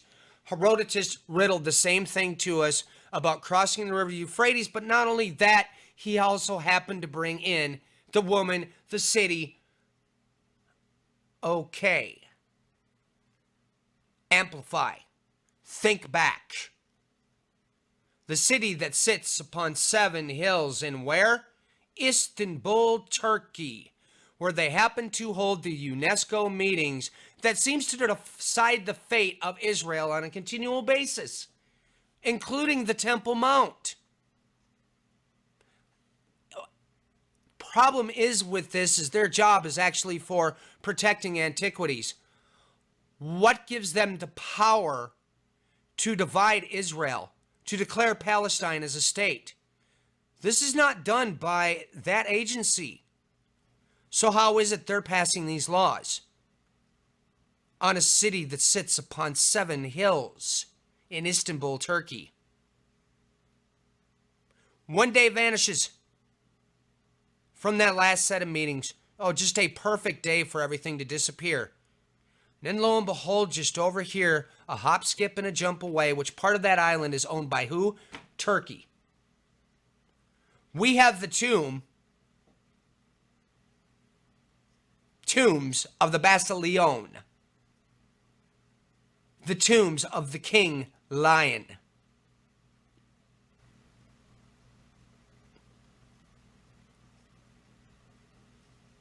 We're being told that we need to look at this place, and we need to look much deeper. Now, I don't know for certain what happened that day, but I can easily speculate enough that when those cameras went off, some very important things went down behind that scene. And when we stop and look at every little thing that continues to happen after that fact, you're looking at a lot of evidence that seems to give credence to the thought that just maybe, that was the day that they sat down together at that table and they made that decree. Is this absolute? Is this certain? I cannot say. But I do know when I look at something like this and see that trail of events, see this trail of events, and see everything else that has happened in the meantime, it most certainly makes you wonder. That's right. It does make you wonder, and it's disturbing to me whenever we take a look at the news. I want everybody just to take note of this, that Deb sent me this today. We have a case of Crimean Congo hemorrhagic fever on top of us. Not only that, my son sent me this a couple of hours after Deb sent me this. This is LA Times Now. In conjunction with this comet exploding or meteor exploding over Paphos, we have 2 possible cases of leprosy reported in California at the Indian Hills School. This is live, this is local, this is late breaking, ladies and gentlemen. This is getting off the charts, all the things that we've tied together here. I know this is a tsunami of information. Point being is this: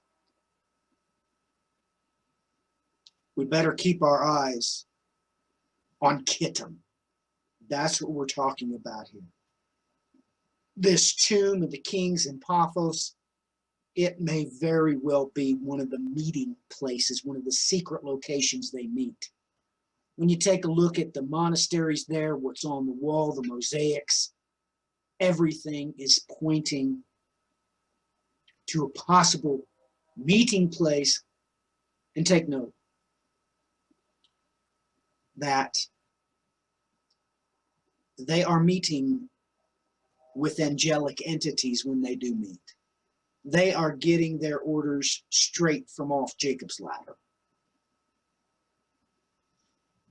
We have a hint and shadow here of course, who is really jerking the chain.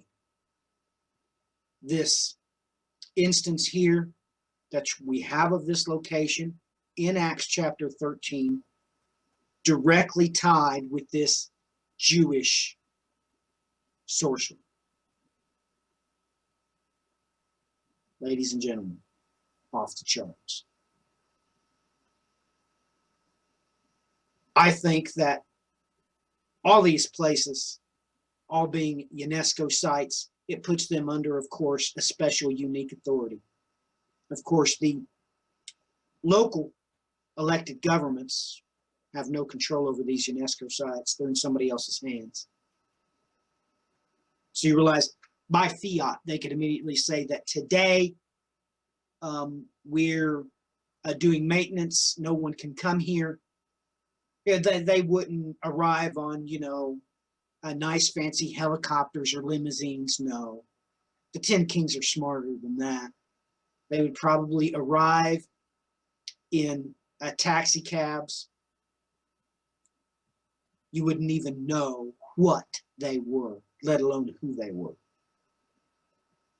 But we already have signs, hints, and shadows of this.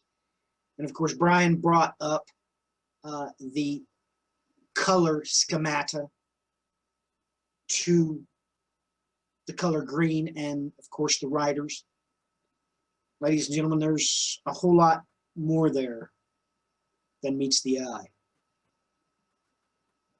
So with that in mind, ladies and gentlemen, you need to keep your eye on this place and these events. We certainly did not have the time to cover everything that Brian has laid out in this particular PDF, but he already stated that he's going to be posting it so you can take a look at it so you know to keep your eye on this place. Ladies and gentlemen, why did they change the time here? And only the time in the winter. We've been told full ahead of time that's one of the things that he is going to do. He's going to change the set times and dates. It's amazing these things are in the news and nobody's paying attention to them. It's amazing that we have the perfect storm with this ISIS. I showed you the article from CNN. Literally everybody attacking. It is complete chaos. It is treachery unbound.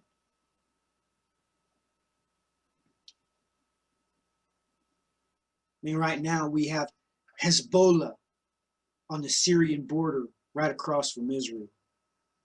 They're saying they're going to attack ISIS. Really?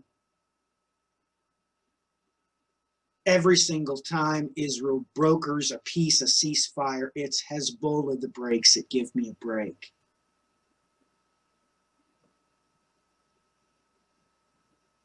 Once again, directly tied in to events in 2 Chronicles chapter 28, as well as its accompanying chapter. You might want to look at that. Here, I'll show you why. This is only the half part, but I will let you take a look at it here. Just take note. This is exactly what the false prophet intends to do. This is 2 Chronicles chapter 28, and it's in codations of 1,260. You'll take notes in 6, it's in 23, but then you get to 24, and it will absolutely blow you away. It's in there 1, 2, 3, 4, 5 times. It's in verse 27. These are all the royal count, which, ladies and gentlemen, I hope you realize what that means. These events are going to take place after we're in a place that has been prepared for us by God. It's only there once in the standard count in verse 19. And maybe we should just go over there and look at this verse. What on earth? What does verse 24 say that we should see? We'll get over there in the Bible source code. 2 Chronicles 28, 24. Let's take a look at it.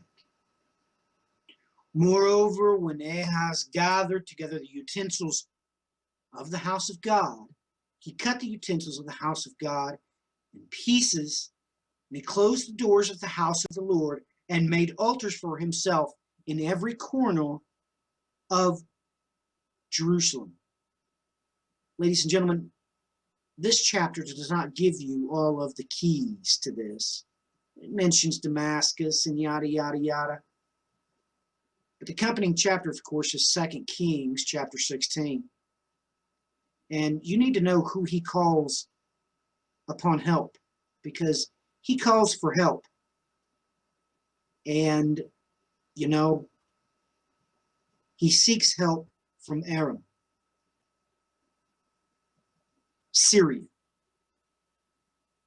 So, ladies and gentlemen, you might want to have your eyes open for this.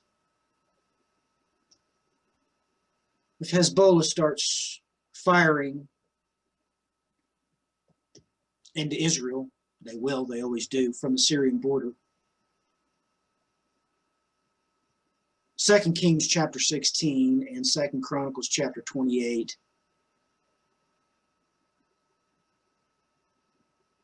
Israel's going to call on help from who to try to diplomatically address the situation? Damascus.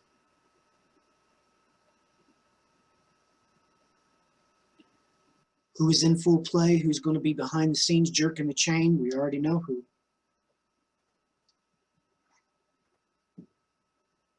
Jordan. We already know this from the folds of time with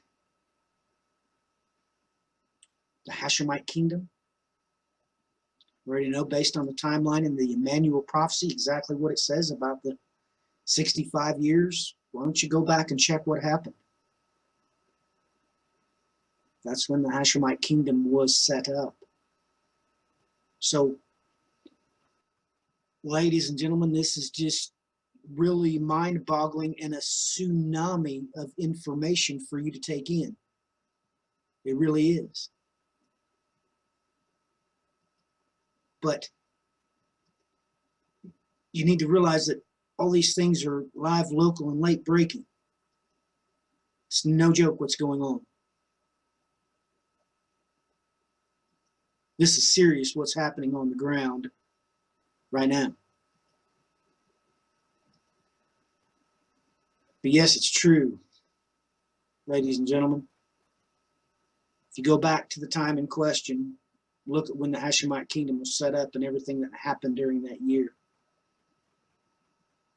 Move forward 65 years and see what you can see. The Emmanuel prophecies come to pass. It's history now. So when we think about that stuff, and we know in our hearts what God said about eschatology, ladies and gentlemen, it's not, the preterists aren't right and the futurists aren't right. A lot of people call them rapturist or the dispensationalists. They're both only half right. Because God says that time is cyclical. He says with his own mouth, we interpret the end times utilizing isochronal eschatology. That's what he says with his own mouth. That's what he means. And he expects you to know what the tribulation trigger is and what to watch for. But the theological academic community has all of you jumping down the rabbit hole.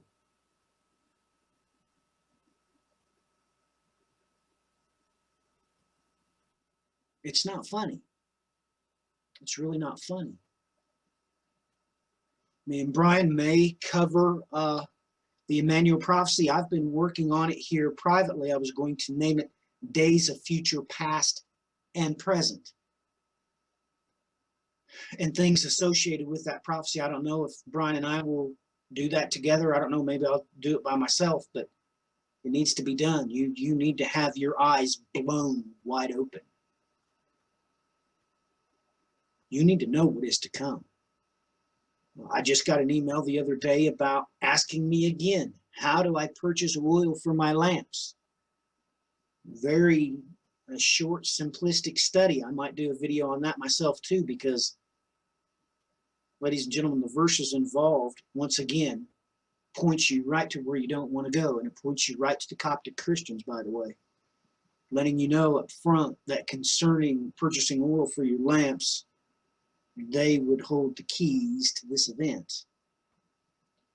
And of course, Brian shared with you last week that it's the Coptics who know the number of the slaughter of the innocents. That's right there in the Bible source code. Well, the main key factors here of what I wanted to point out, folks, too, is I made a statement, I believe it was actually before we had released the sort of long in the coming episode about the Battle of Mosul. We did not get to cover everything that even needed to be covered in that actual first part of that episode, which we re-entitled The Battle for Nineveh. But leading up to that, I told people you would better keep an eye on Cyprus. You better watch for something to happen there again. I stated for the warships to be scrambling. Let me explain why I said that, because I suppose a lot of people were probably quite confused. Well, why are you telling us to watch for the event that already happened? And now, if everybody took note of Matthew's animation there concerning isochronal eschatology, in a private conversation, we had spoken about the fact that I've noticed that as we approach, as we get closer to this very day, the day of He who sits upon the throne, I had this sneaking feeling that we were going to start to watch the actual folds of history repeating themselves turn into a very smaller portion within that spiral, and we would start seeing overlapping sequences. So that's why I made the statement that I made concerning Cyprus that day on air, that you had better watch for this to happen. I'm going to state this now. I had no idea. Had no idea that something like this was going to transpire, though. I knew we had to watch there. We still may have warships scrambling there due to the fact that Syria, once again, has all sorts of chemical warfare that's being reported being used in these massive battles on the ground.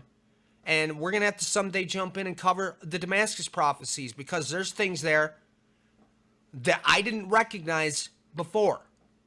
But now seeing everything we're seeing take place on the ground, all of a sudden some of the very things spoken concerning the prophecies about Damascus make complete sense now. But I'll go back around here to Cyprus. I had no idea the magnitude of what was going to happen with this meteorite coming in and doing what it did, let alone the fact that it was going to come over Paphos. Somehow I knew we had to watch Cyprus. There's no way I could have foreseen this. I won't even pretend. I know what to look for from Scripture. Sometimes we don't understand how that's going to play out. And there's quite a few times here now where we've walked into a hindsight is 2020. But you have to know what the Scriptures say so that you can recognize why the event's important when it plays out. So then you can go back and look at it and go, now I understand what I was not able to see until this very moment. And we can give as many, explicit, straight and to the point teachings on these things. The Bible says what it says. It just sometimes takes our eyes getting peeled wide open when the event plays out, and it happens a little differently than we would have expected. Matthew brought up ISIS. I'm going to slide that back in there again. See, the mistake we sort of made when we were expecting the forces from him to arise, we didn't stop and think about those forces from the Assyrians of the past, from their seed. We didn't expect ISIS. But ISIS sure in the heck came into the equation and slapped everybody 10 feet sideways in a twofold manner which you cannot escape. Because quite literally through the loins of the king of the Assyrians, all those people were dispersed all throughout the different lands as they came in, uprooted them, and moved them. And then they would continue to breed into the population. Lo and behold, those same bloodlines, upon years, upon thousands of years, ended up exactly where they are throughout the Middle East, and a great number of those are the members of this Islamic State of Iraq and Syria, aka ISIS. Not only the fact that on top of it they encoded into broad daylight the fact that that's also, well, it's Osiris's wife, but Osiris was who? If you do your research and your historical research, you find out that's the Greek word for what? The Assyrian. So everybody, that documentation is out there all over the place. It'll take you 2 seconds to find out that that's the truth. The fact alone on top of it that they turned around and they went straight up and down the original map of the Assyrian Empire when they rose again to power and did what they did, you could not escape what happened. We've got another scenario here that played out, and these may be, in some people's minds, they may look at this and go, well, that's just two little tiny things. How is this important? The thing is it is important. And there's so many important things that are taking place right now that there's not even any remote nor possible way that we can keep on top of all of them, nor can we cover them. I mean, personally, I know for a fact myself, I've dropped the ball concerning keeping my eye on Israel. Every time I go over and look at events that are transpiring in Israel, it is just a nonstop landslide. Okay, the last time I went over there and looked at events that were happening in Israel, this is why all of this work that I started doing concerning the temple, going back to the second temple, getting that date locked into its proper place and everything that came along with that started. And that all led to, believe it or not, in its own way, led to this very study that I had done some time back concerning Paphos and Cyprus. And now we come full circle, and the Lord throws a meteorite right across the bow. It got my attention. Like I told Matthew in that private conversation, this needs to be covered now. I didn't even know if we were ever going to dust this one off, but it's here. These are late-breaking events. These late-breaking events are getting more out of hand by the day. This Damascus prophecy is beginning to explode in our faces. We are slowly moving forward here, folks. And even in the audio that we had done concerning the four riders, the four horsemen, we also pointed out when we did that you're going to be able to understand just via the timing of each one of these riders going out when it is that he-goat and that ram are going to have a full-on collision with one another, because it's encoded right there in the locations in and of itself. I don't know how much more I can really press home here. Matthew brought up the purchasing of the oil. Well, this is kind of in a different direction of that. I've got a lot of, as usual, a lot of folks around here that want to somehow spend their time causing drama in my life on a local level. And I really don't comprehend how it is that they've got all this time to do all this. They got all this time to pull up and watch moving pictures on the screen and ramble on about what's on Fox News or this, that, or the other thing. When, look, this is not the time to be messing around and playing around with really ridiculous things. People, you need to be digging into your Bible. You need to understand this stuff for yourselves. It does not do us any good to sit here and do all these videos and do all these broadcasts if people are not out there studying upon their own.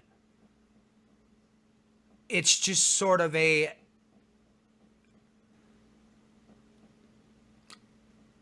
And this is the Western world that I'm really referring to here. I'm not even going to play games. I'm talking about the Western world because this is where I see the mega problem happening at this point in time, just as it was supposed to. Folks, we're getting down to that final hour by all appearances. Now, we could be incorrect. I don't run around giving, quote unquote, well, this is going to happen on this exact date. But I do know enough, due to the fact of how much work I've done with the chronology, let alone knowing enough of what to look for and when I see it and how it is important. And we very well could be entering into that very season. Now, I know there's good folks out there in the West, but I also know there's the other folks. They were supposed to be there. Okay, the wheat and the tares were supposed to grow up together. It's the way it always was meant to be.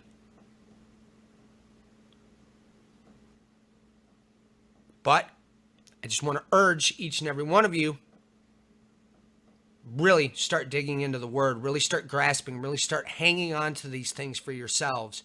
Get yourselves prepared. Understand what it is. Understand what it is to look for. The things when you see them, how it is they're important, why it is they're important.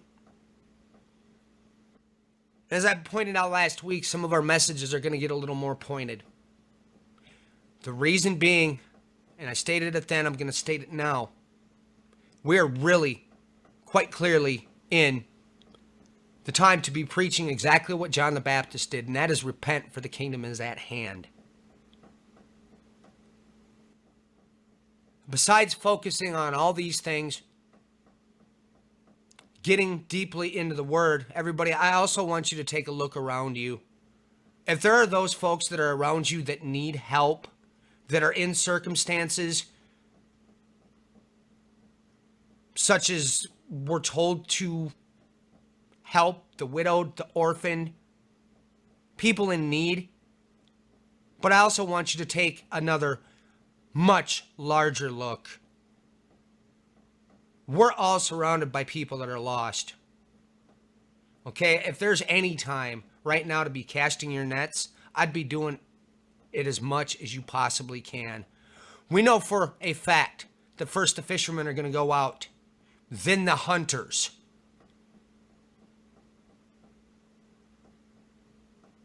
Keep your eyes peeled. Those moments will present themselves. And if you're doing what it is that you're supposed to be doing, if you're actually being a Christian, I don't like to use that term for those that are basically lumped in with the tares, because that's not what they are. But if you're being who it is that you're supposed to be, those people will automatically be drawn to you because they can understand and they can feel the peace, the calm in your presence. They can feel the love that you have for them, and it makes them start scratching their heads. They don't understand it. You just treat them kindly and you treat them well. Already you've taken the most important step. And people, you need to remember these things. All the things that we talk about here as far as prophecy and all that is concerned, that's all important. But there's something way more important than any of it. Those lost that are out there. Okay, folks, you need to stop bashing. You need to stop running along with the Crusaders. For those of you that have desired and put yourself into that position, and maybe if I'm getting through to you here right now, you realize, oops, I walked into a bad place. Just remove yourself from it. Do what's right. But let us, folks, let us all get focused on the things that are important. Let's keep our eyes on the prize. I've said this a billion times. What do I mean by that? If we are indeed in these days, A, you're supposed to lift up your hands and rejoice. B, we very may well be that generation of people that has desired to see the things that we are seeing now. And why is that? Christ, when he comes back and he splits that Mount of Olives, that kingdom is going to be set up. And those of us that are here, as I pointed out, as it states there in Revelation, you see who the real King of Kings is. That's the prize. That's what matters. All of this stuff, as much as it may rattle your cage, as much as it may scare you to death, your focus, keep your focus there. The rest of this stuff will work itself out just like we have been told it will.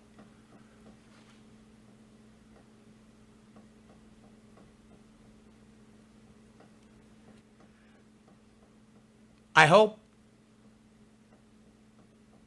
I said what I needed to say, and I did it in a way that the message came across clearly. I know I can get a little bent out of shape and a little angry sometimes. I think we all can as human beings. It's part of our nature. But we love all of our brothers and sisters out there, and we do the best that we can do to our ability. And I thank you all, folks, for each and every one of you that has been joining us. You continue to bless us in your own ways, and I'm very thankful for that. And with all that said, we're going to call this to an end here with this program. Thank you for everybody for joining us. God bless.